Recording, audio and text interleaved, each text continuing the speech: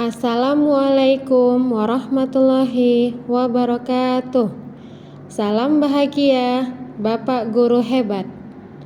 Perkenalkan, saya Ramadhaniati Susilo, SPD, calon guru penggerak angkatan 7 dari Kabupaten Batubara.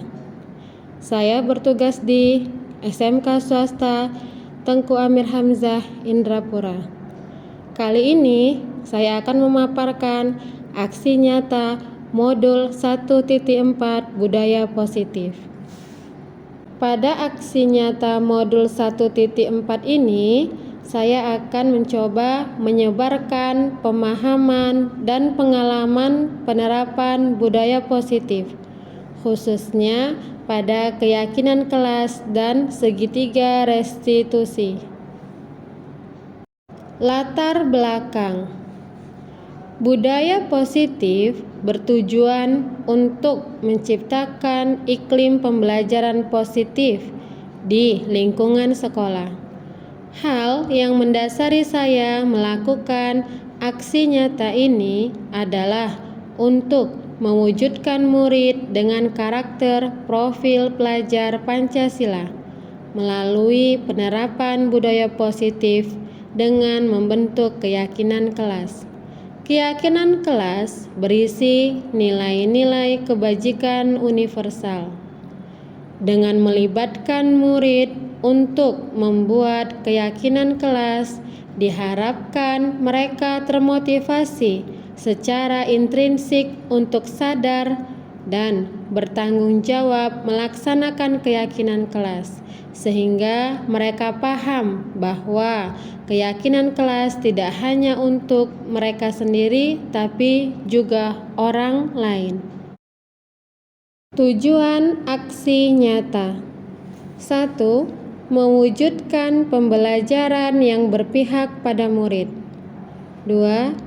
Terciptanya disiplin positif pada murid melalui penerapan keyakinan kelas.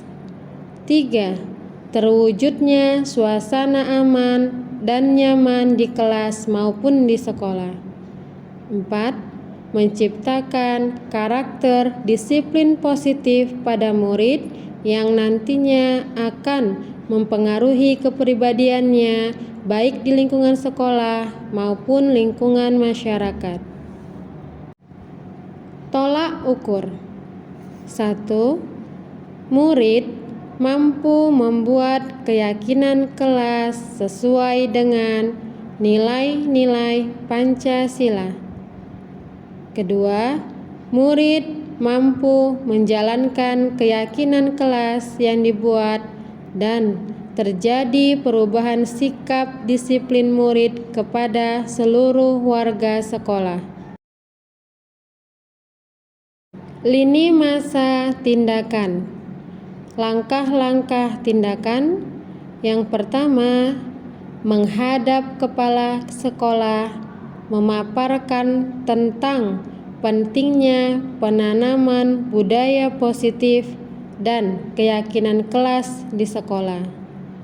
Kedua, meminta izin untuk mendesiminasikan penerapan modul 1.4 tentang budaya positif kepada rekan sejawat. 3. Berkolaborasi dan berkoordinasi dengan wali kelas tentang pembuatan keyakinan di kelas masing-masing. Lini masa tindakan yang berikutnya: 4. Memantau, merefleksi, dan mengevaluasi keyakinan kelas yang sudah dibuat. Dan kelima, mengumpulkan rekan sejawat untuk melakukan diseminasi pemahaman budaya positif dan segitiga restitusi. Video terlampir. Adapun untuk menerapkan budaya positif di sekolah ini perlu dukungan yang dibutuhkan. Yang pertama, dukungan dari kepala sekolah rekan sejawat, murid, sehingga tindakan yang disusun dapat berjalan dengan lancar. Kedua, sarana dan prasarana untuk menumbuhkan budaya positif di lingkungan kelas dan lingkungan sekolah. Pembentukan keyakinan kelas. 1. Diskusi. Diskusi bersama guru dan siswa tentang peraturan apa yang ada di sekolah. Tentukan nilai kebajikan yang ingin dituju dari peraturan yang dibuat. 2. Rumuskan nilai positif yang disepakati bersama. Tidak terlalu banyak, gunakan kata-kata positif dan bukan berupa peraturan, serta konsekuensinya. 3. Buat poster dan tempelkan pada lokasi yang mudah terlihat dan terbaca, dan pantau terus pelaksanaan dan refleksinya. Berikut ini dokumentasi kegiatan pembuatan keyakinan kelas. Dokumentasi kegiatan pembuatan keyakinan kelas bersama guru dan siswa. Berikut ini video refleksi pembuatan keyakinan kelas oleh siswa. Dari keyakinan kelas yang kami buat, kami merasa senang karena semua keinginan kami terpenuhi dan kami saling berbagi apa yang boleh dan tidak boleh kami buat saat belajar, sehingga kami mau mematuhinya bersama. Berikut ini video budaya positif segitiga restitusi tentang siswa yang terlambat datang ke sekolah. Oke Lili, Ya, Mem. kamu hari ini sudah terlambat ke sekolah. Terlambat? Memakai sepatu berwarna lain pula. Ya kan? Iya, Mem. Saya tahu, pasti Lili punya alasan kenapa Lili melakukan hal ini hari ini. Coba ceritakan. Tadi pagi Lili kesiangan bangun, Mem. Jadi Lili buru-buru mau berangkat ke sekolah. Lili tidak sadar kalau Lili pakai sepatu warna lain. Terlambat bangun, ya kan? Iya, Mem. Nah, menurut Lili, bagaimana cara yang efektif biar Lili mendapatkan apa yang dibutuhkan? Tidak begadang lagi sih, Mem, sama tidur lebih awal. Ya, benar itu. Ya, tapi kan Lili buru-buru datang ke sekolah, Mem. Jadi Lili tidak sadar lagi, Mem. Iya, memang. Semua orang pasti pernah melakukan kesalahan. Ya kan, Lili? Iya, Mem. Jadi salah minta maaf ya, Mem. Oke, dimaafkan hari ini, ya kan? Nah, sekarang menurut Lili, apa sih nilai-nilai yang sudah disepakati di sekolah kita? Mematuhi peraturan sekolah, Mem, datang tepat waktu, terus berpakaian seragam yang lengkap. Nah, bagus. Kamu sudah tahu peraturan sekolah kita, nilai-nilai yang disepakati di sekolah kita. Iya, Mem. Sekarang yang mau tanya, menurut Lili ingin menjadi orang seperti apa sih nantinya? Orang yang disiplin sih, Mem, bertanggung jawab, Ya, datang tepat waktu juga, terus itulah. ya, sudah bagus itu. Kamu punya harapan yang besar untuk diri kamu sendiri, ya kan? Iya, Mem. Berharapnya kamu tidak mengulangi kesalahan ini lagi dari waktu yang ini. Iya, Mem. Oke, kamu sekarang boleh kembali ke kelas. Video diseminasi penerapan modul 1.4 budaya positif kepada rekan sejawat. Assalamualaikum warahmatullahi wabarakatuh. Waalaikumsalam warahmatullahi wabarakatuh. Selamat pagi semuanya. Pagi. Alhamdulillah, puji syukur kehadiran Allah Subhanahu wa Ta'ala. Karena pada pagi hari ini kita dapat berkumpul dalam keadaan sehat walafiat dalam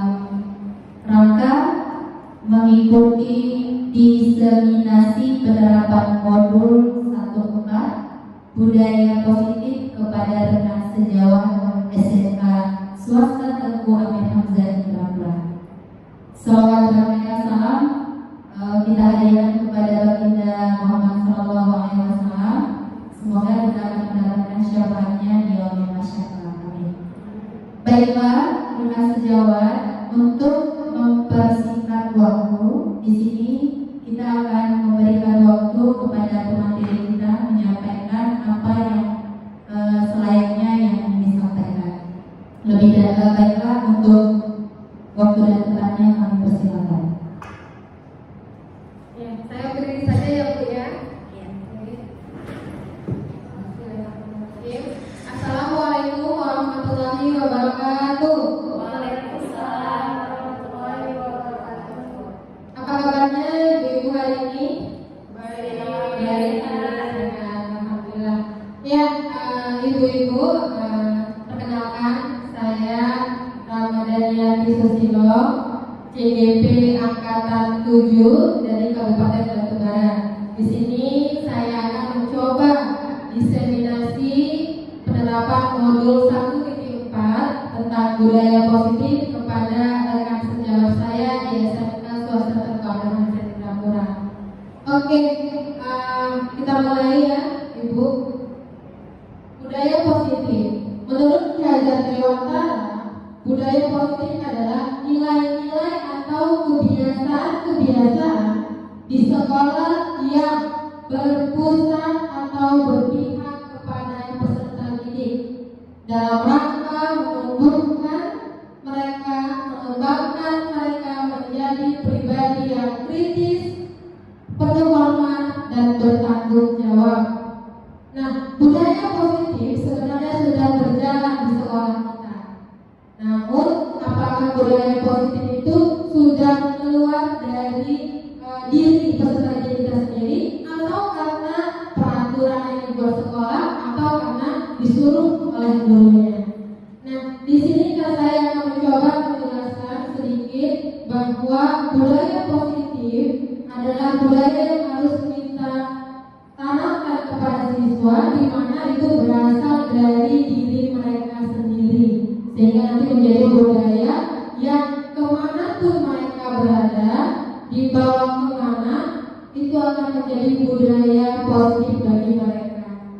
Nah, budaya positif ini berasal dari disiplin awalnya.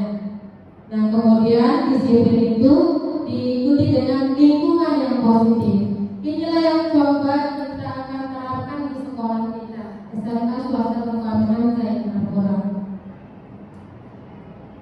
Kemudian ada petikan dari Bapak Pendidikan kita, Ki Hajar Dewantara, yang menyatakan bahwa di mana ada kemerdekaan, disitulah harus ada disiplin yang kuat. Kata kuncinya kemerdekaan dengan disiplin.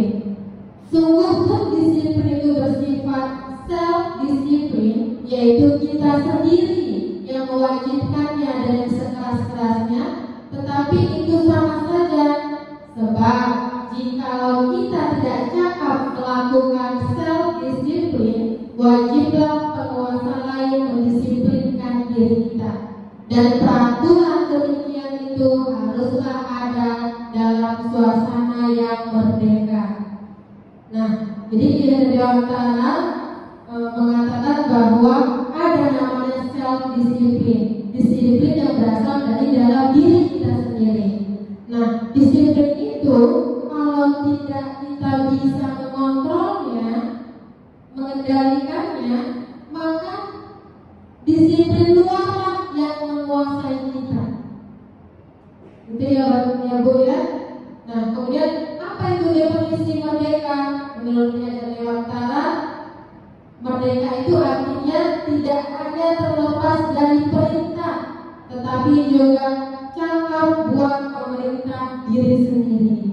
Jadi maksudnya di sini disiplin diri itu yang merdeka berasal dari dalam diri kita, bukan karena perintah orang lain.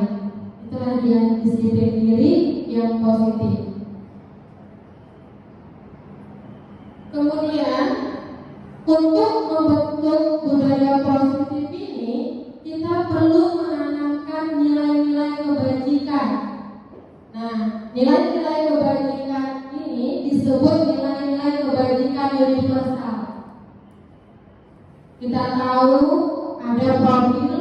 Undang-Undang Pancasila. Nah, nilai-nilai inilah yang mau kita tanamkan kepada peserta didik kita. Yang pertama, beriman bertakwa kepada Tuhan Yang Maha Esa dan berakhlak mulia. Kemudian mandiri, bernalar kritis, berkebinekaan global, bergotong royong, dan kreatif. Nah, nilai-nilai kebajikan profil pelajar Pancasila ini kenapa dia dibilang kebajikan? Karena dia berasal dari dalam diri. Kita melihat anak itu baik karena dalam diri dia sudah baik. Ini yang coba kita buat ke anak kita di sekolah. Peserta didik kita ketika melakukan suatu kesalahan, dia paham bagaimana kesalahan itu bisa ada dan dia tahu untuk menyelesaikan kesalahan yang diperbuatnya. Bukan orang lain yang mengendalikan dia, bukan peraturan yang mengendalikan dia.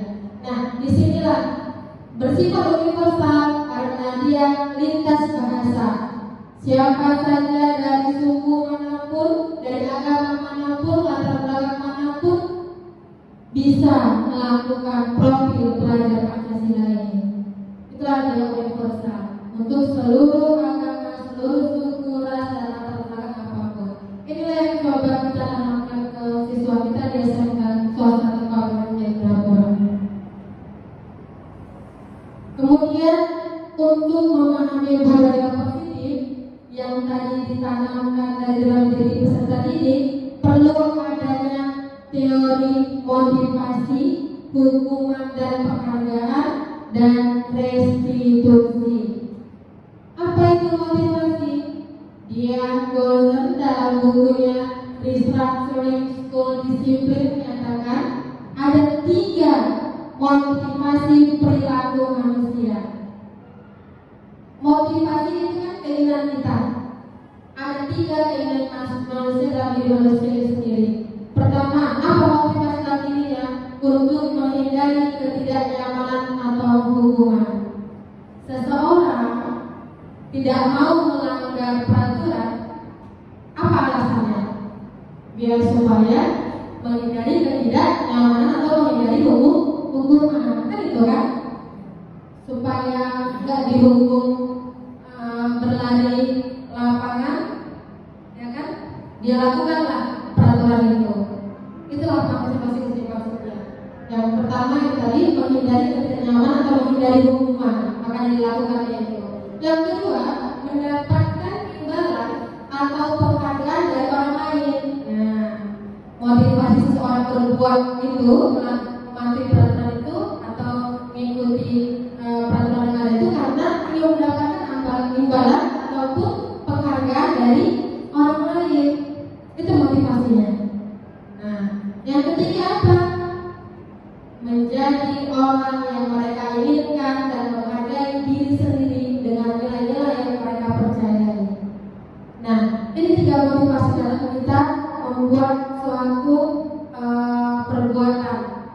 Apakah kita mau mematuhi peraturan atau tidak, berdasarkan 3 motivasi ini menurut Dian Golden. Nah, dari 3 motivasi ini, nah pasti. Oke, masih semangat Ibu? Kalau saya bilang hai, Ibu bisa bilang halo. Hai. Halo. Hai. Halo. Oke, terima kasih. Kita lanjutkan. Nah, berikutnya adalah tentang hukuman dan penghargaan. Nah, dalam hukum, penghargaan atau hukuman adalah cara-cara mengontrol perilaku seseorang yang menghancurkan potensi untuk pembelajaran yang sesungguhnya. Ternyata Bu, hukuman atau penghargaan ini ada yang positif, ada yang negatif. Dikatakan di situ dia menghancurkan potensi peserta didik. Nah, di sini saya sudah munculkan beberapa kalimat tentang hukuman atau konsekuensi. Coba kita suruh tebak dulu ibunya. Yang pertama, Bu Atika, saya bacakan yang Bu Atika. Menurut Bu Atika ini hukuman atau konsekuensi. Mencatat 100 kali di dalam buku dengan kalimat saya tidak akan terlambat lagi, karena terlambat ke sekolah itu hukuman atau konsekuensi buat Ika.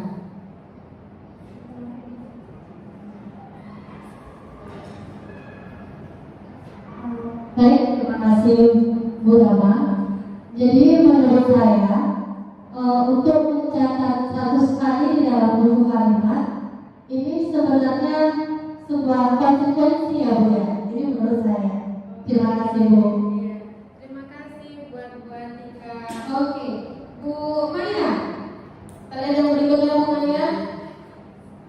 Lari mengelilingi lapangan basket 2 kali karena terlambat hadir di sekolah. Menurut Bu Maya ini apa? Hukuman atau konsekuensi? Terima kasih kepada Bu Rama.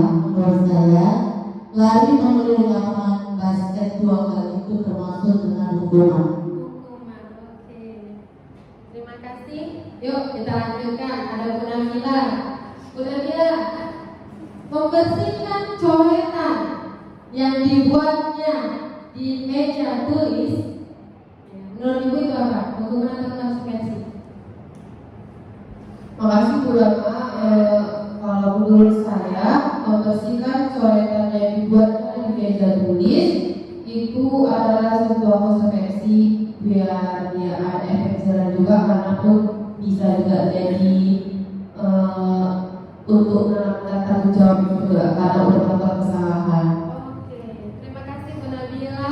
Nah, Bu Aini, di sini ada murid diminta untuk push up 15 kali karena tidak menggunakan masker ke sekolah. Menurut Ibu gimana?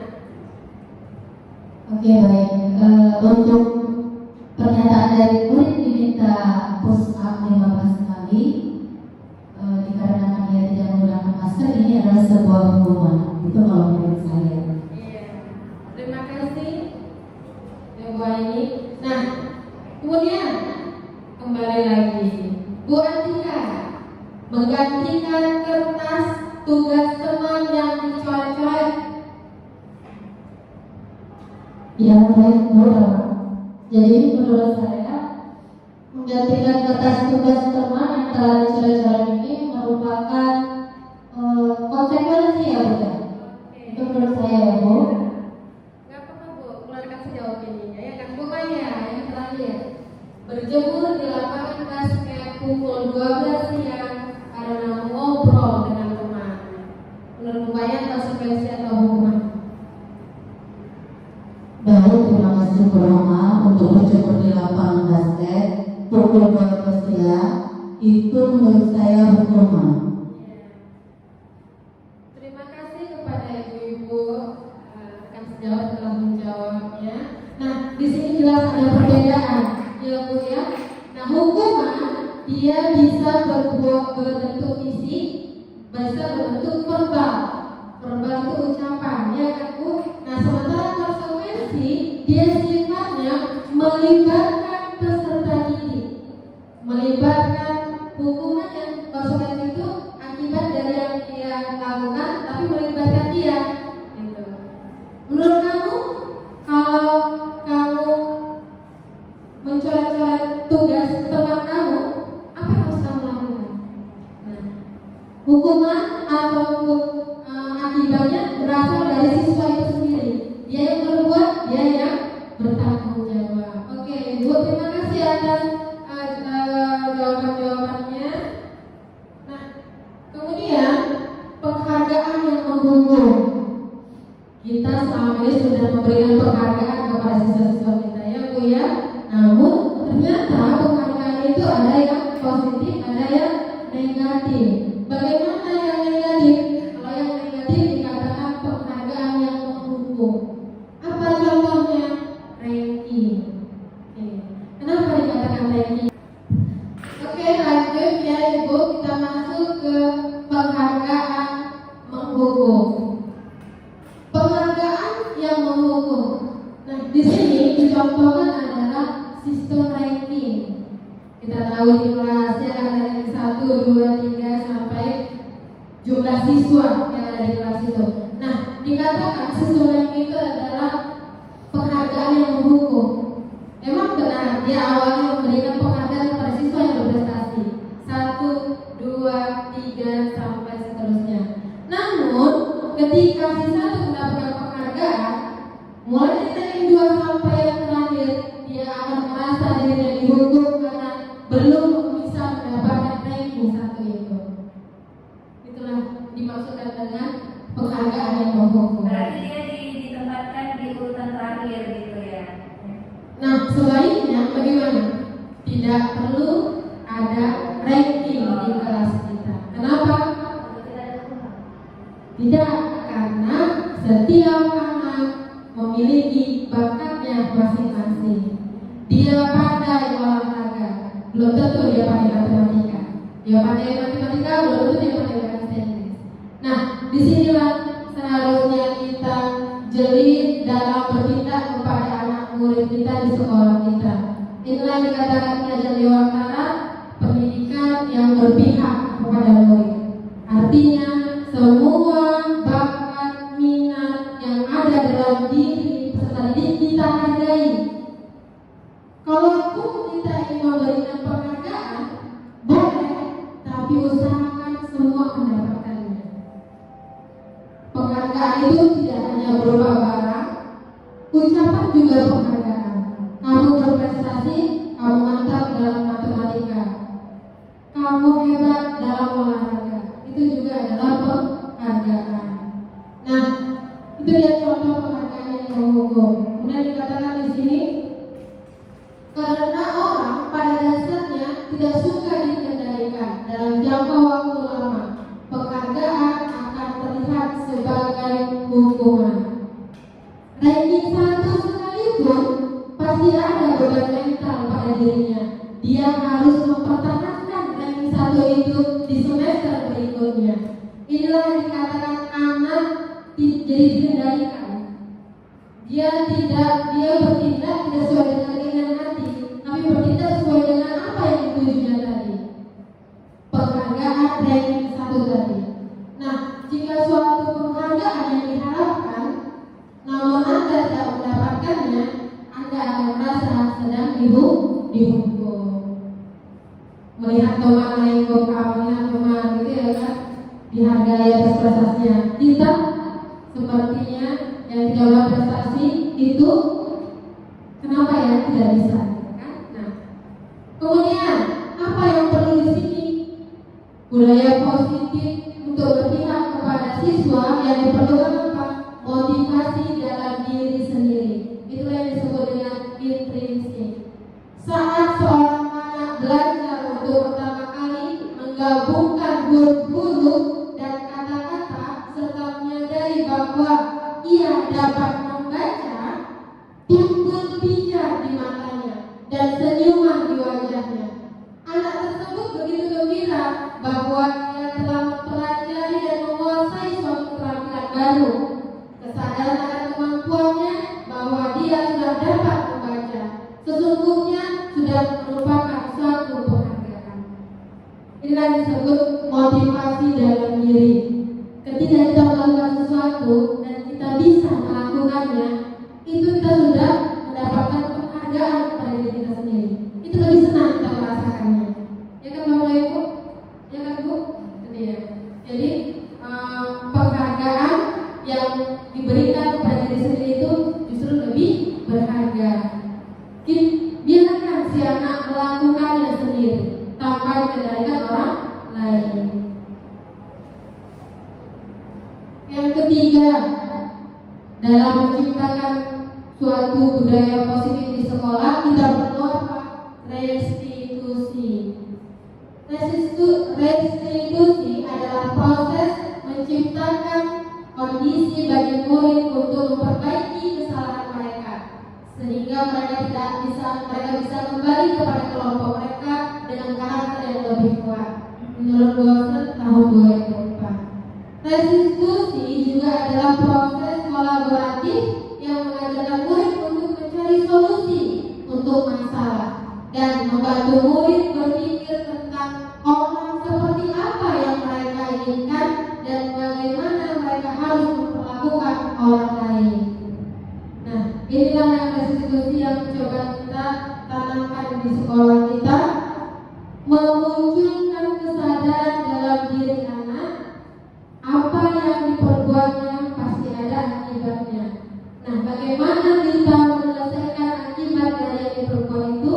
Ajak anak untuk kolaboratif, ya, bersama-sama mencari solusinya. Nah, kemudian ini keyakinan kelas, restitusi. Bagaimana cara kita untuk memunculkan restitusi anak? Pertama, di sekolah kita bisa buat keyakinan kelas atau keyakinan sekolah. Kenapa tidak dibilang peraturan sekolah atau peraturan kelas?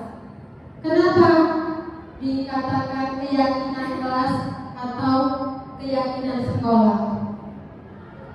Nah, karena Bapak Ibu, kita contoh lihat di sini ada pertanyaan, mengapa kita memiliki peraturan tentang penggunaan helm pada saat mengendarai kendaraan roda 2 atau motor? Apa jawabannya? Pasti untuk menjaga keselamatan. Nah, menjaga keselamatan itulah yang disebut keyakinan. Bukan karena takut ditangkap polisi. Nah, itulah kalau takut karena ditangkap polisi namanya peraturan. Tapi kalau keyakinan, karena memang itu untuk keselamatan diri kita sendiri. Itulah yang perbedaannya. Inilah yang coba kita buat di sekolah kita, keyakinan kelas. Keyakinan kelas.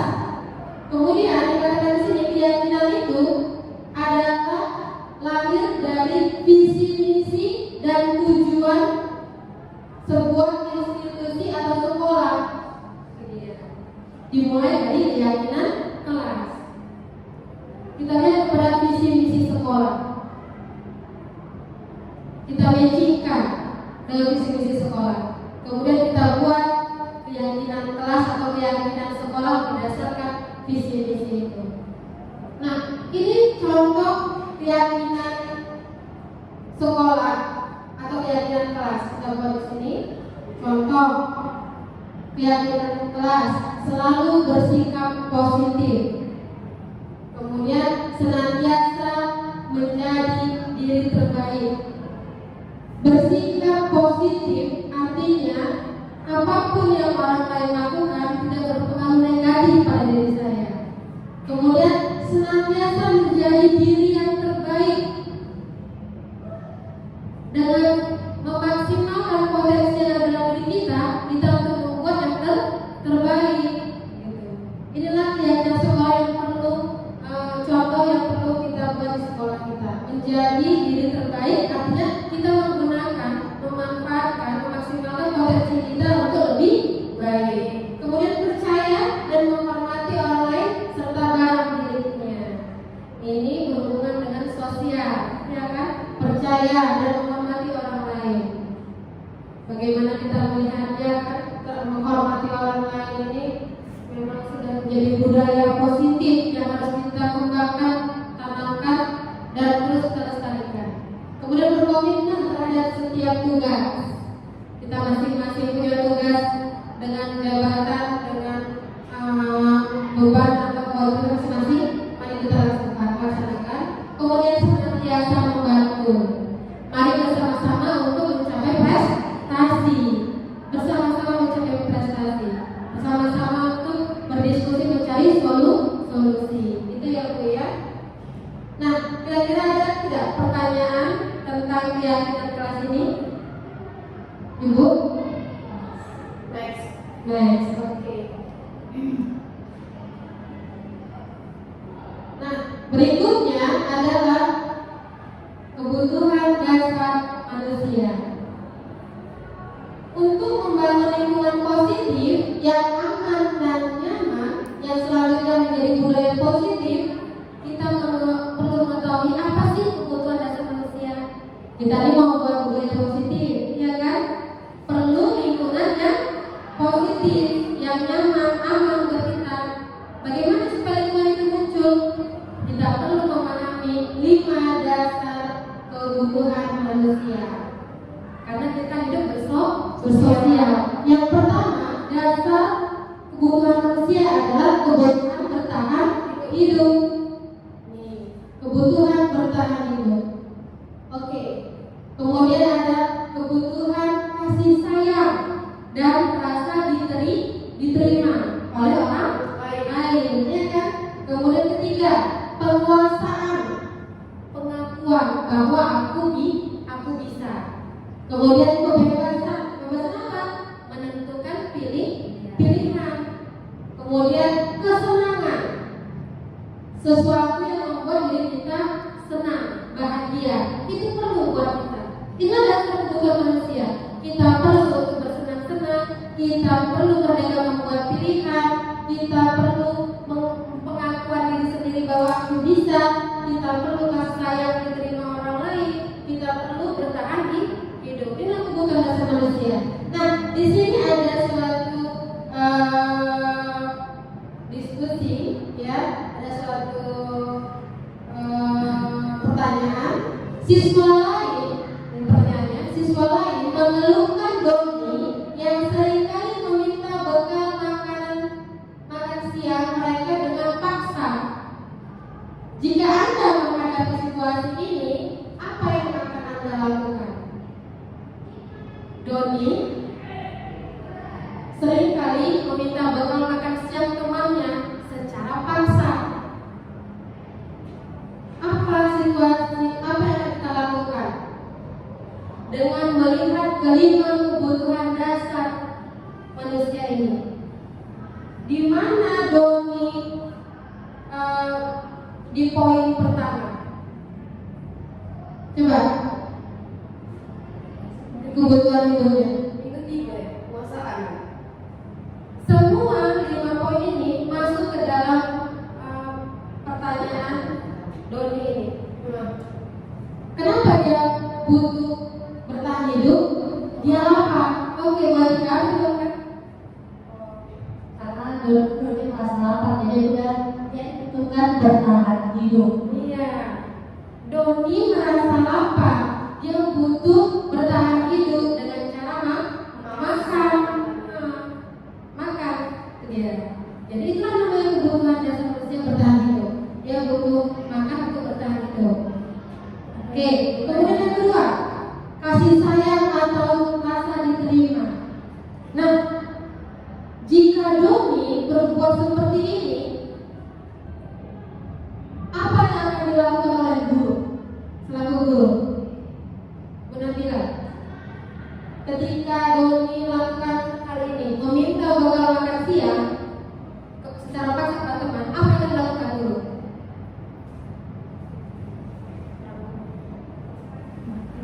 Kalau dari poin kedua, kasih sayang dan rasa terima itu, jika Doni seringkali meminta pelaksanaan paksa itu adalah harusnya ke orang tua. Karena itu adalah sebuah untuk dia juga kayak pernah bertahan hidupnya juga. Jadi, ketika Doni melakukan hal ini kepada temannya, pasti kita mengatakan orang tua. Kenapa Doni berbuat seperti itu? Ya kan benar-benar. Nah, kemudian orang tua kan memahami. Iya, betul benar. Peran orang tua bahwa anak butuh kasih sayang dengan cara apa? Dibekali makanan. Itu dia. Kemudian apa yang ketiga? Penguasaan, pengakuan. Ketika Doni mengambil bekal makan temannya, dia sebenarnya sudah mengakui aku bisa mengambil punya orang lain. Itu pengakuan. Itu maksudnya ya, pengakuan atas kemampuan dia. Sebab aku bisa merampas atau mengambil punya orang. Kemudian keempat, kebebasan. Nah, contoh kalau kebebasan ini dalam hal makan siang, mungkin kenapa Doni mengambil atau merampas bekal makan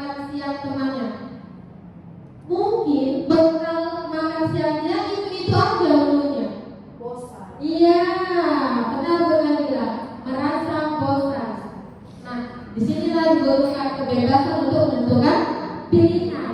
Kemudian apa yang terakhir? Kesenangan. Kesenangan apa? Mengganggu. Itu yang membuat nikah. Kesenangan mengganggu orang lain. Aku senangnya dengan orang lain, itu lakukannya. Nah, ini maksudnya yang kebutuhan-kebutuhan yang ada dalam diri manusia. Kita tidak melihat dulu di mana poin salahnya, tapi itulah yang ada dalam diri kita. Nah, kemudian lanjut ya Bu, posisi kontrol. Nah, bagaimana posisi kontrol selama menjalankan disiplin positif? Nah, kita sudah memahami bagaimana bahwa kesadaran itu harus tumbuhan dalam diri sendiri, intrinsik tadi kan. Nah, harus ada yang mengontrol, mengendalikan. Tidak bisa berlaku berjalan dengan sendirinya. Yang pertama katanya, apa posisi kontrol seorang guru untuk disiplin positif? Penghukum. Nah, penghukum ini guru bisa bersifat penghukum, kadang memberikan hukuman fisik atau verbal. Kemudian yang kedua, pembuat rasa bersalah. Nah, pernah nggak guru merasa bersalah siswanya? Pernah ya Bu ya? Menggunakan kebeningan yang membuat orang lain merasa tidak nyaman, bersalah atau rendah diri, ya kan? Kenapa sih mau buat kayak gitu sama ibu? Nah, itu kan membuat dia rasa bersalah. Kemudian teman, jadi posisi guru yang ketiga itu sebagai teman. Guru pada posisi ini tidak menyakiti murid, namun mengontrol mengendalikannya melalui persuasi. Persuasi itu membujuk, merayu, ya, mendekati. Kemudian yang keempat, pemantau. Ada nih posisi guru yang pemantau, hanya melihat-lihat aja, mengawasi dari jauh. Gimana tingkah laku si Wahyuda? Oh, amati dulu. Contoh begini, baru nanti diambil refleksi apa yang dilakukan si Wahyuda ini. Kemudian yang kelima, manajer. Posisi di mana guru berbuat sesuatu bersama dengan murid. Nah, ibu-ibu, dari kelima posisi kontrol yang kita miliki ini, seorang guru yang paling baik adalah yang posisi 3. Yang lain? Posisi yang mana? Ingat, pendidikan kita berpihak pada murid. Yang mana kira-kira? Posisi yang mana? 3. Posisi. Ya, posisi kontrol yang kelima, di mana kita berbuat persuasif itu melibatkan siswa, bukan kita buat peraturan untuk mereka, tapi yuk gimana supaya peraturan itu kita taati bersama. Iya, ini nanti dilakukan posisi kontrol, mengendalikan guru, mengendalikan dengan posisi manajer. Iya, menyepakati bersama. Itu dia. Next, segitiga restitusi. Ada 3. Bagaimana cara kita posisi kontrol kita itu? Yang pertama, menstabilkan identitas. Kita semua akan melakukan hal yang terbaik yang bisa kita lakukan. Kemudian, validasi tindakan yang salah. Semua perilaku memiliki alasan. Yang ketiga, menanyakan keyakinan. Kita semua memiliki motivasi internal. Contoh, ketika anak mencuri uang, menstabilkan identitas adalah kita bertanya kepada dia, benarkah kamu yang melakukannya? Itu identitas. Bukan Bu. Kita masuk validasi tindakan yang salah. Semua orang pernah berbuat salah. Jangan semua orang pernah berbuat salah. Saya sendiri, ibu guru sendiri pun pernah berbuat salah. Iya. Itu yang perlu kita tekankan kepada anak. Kemudian apa yang kita menanyakan keyakinan. Kira-kira menurut kamu yang kamu lakukan itu salah nggak? Nah, disinilah restitusi, segitiga restitusi kita terapkan dalam mengontrol untuk budaya positif. Nah, ibu-ibu rekan sejawat, itu tadi pemaparan dari saya tentang penerapan modul 1.4 budaya positif. Semoga kita dapat memahaminya bersama, kemudian kita bersama-sama mempraktikkannya di sekolah kita sehingga kita bisa memunculkan budaya positif kepada siswa kita, kepada diri kita, sehingga dimanapun kita semua berada, budaya positif itu akan melekat dalam diri kita. Itu saja dari saya selaku pemateri hari ini. Kepada Ibu Moderator, saya Baik, alhamdulillah sudah selesai materi menyampaikan materi yang disampaikan oleh beliau. Semoga apa yang kita terima pada pagi hari ini bermanfaat untuk menambah ilmu pengetahuan kita sebagai pendidik. Akhir kata, lebih dan kurang saya mohon. Ada tanya jawab ya, ya mohon ya. Kita adakan sesi tanya jawab. Baiklah, saya kira ini langsung ditutup ya kan Bu? Oke, untuk sesi berikutnya kita ada nih tanya jawabnya. Kita mulai dari mana dulu nih? Oke, silakan Bu Nabila.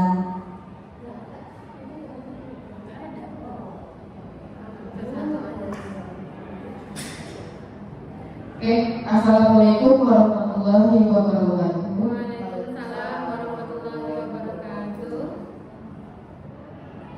Tadi kan waktu Ibu di PowerPoint-nya ada di situ mengatakan salah satu budaya positif di sekolah adalah keyakinan kelas. Jadi menurut Ibu bagaimana supaya itu kita menciptakan keyakinan kelas ini, Bu? Jadi di setiap kelas itu pesan keyakinan budaya positifnya tadi. Terima kasih.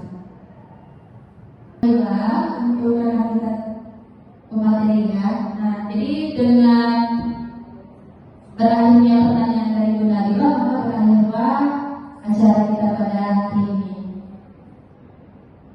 Semoga apa yang kita terima untuk ilmu yang disampaikan bermanfaat bagi kita semua. Akhir kata, wassalamualaikum warahmatullahi wabarakatuh. Waalaikumsalam warahmatullahi wabarakatuh. Refleksi guru, rekan sejawat tentang diseminasi penerapan budaya positif di sekolah. Assalamualaikum warahmatullahi wabarakatuh. Perkenalkan, nama saya Nur Aini SPD. Saya mengajar di salah satu SMK yang ada di Indrapura. Setelah saya mengikuti seminar diseminasi budaya positif, saya banyak mengetahui tentang bagaimana cara mengatasi siswa yang melakukan kesalahan dan hukuman seperti apa yang layak diberikan kepada mereka. Untuk kedepannya, saya akan coba mempraktikkan kepada siswa-siswa saya, baik itu di dalam kelas maupun di luar kelas. Terima kasih. Terima kasih dan salam bahagia Bapak Guru hebat. Assalamualaikum warahmatullahi wabarakatuh.